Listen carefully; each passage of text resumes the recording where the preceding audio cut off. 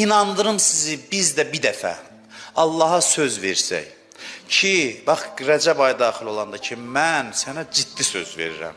Özdə özüvə söykənib yox. Elə öz rəhmətivə sığınıb söz verirəm ki, mən dəyişəcəm.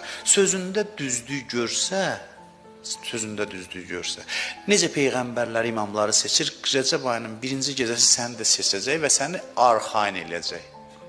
Və səni elə bir mərhələyə çatacaqsan ki, o arxainlıqdan azğınlaşmayasan.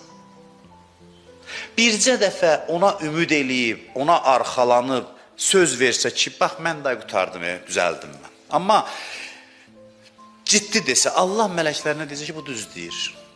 Bu düz deyir. Bunun aqibətindən özü xəbərdar olacaq. Hansısa yolundan xəbərdar olacaq. Ona görə də bizim ümidsiz olmağa haqqımız yoxdur. Nə millətimiz haqqında bədbin olmağa haqqımız yoxdur. Müsəlman düzələn deyil, biz bugündəyik filan. Bu şeylər hamısı şeytanın vəsvəsəsidir. Biz düzəlmişik, düzəlmə yolundayıq. Bizdən asılıdır, bizim iradəmizdən asılıdır.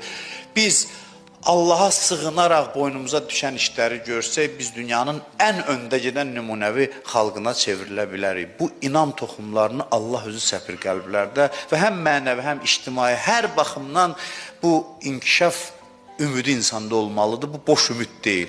Bu tutarlı ümiddir, dəlilə, sübuta əsaslanan ümiddir. Allah bu ümidi qəlbimizdə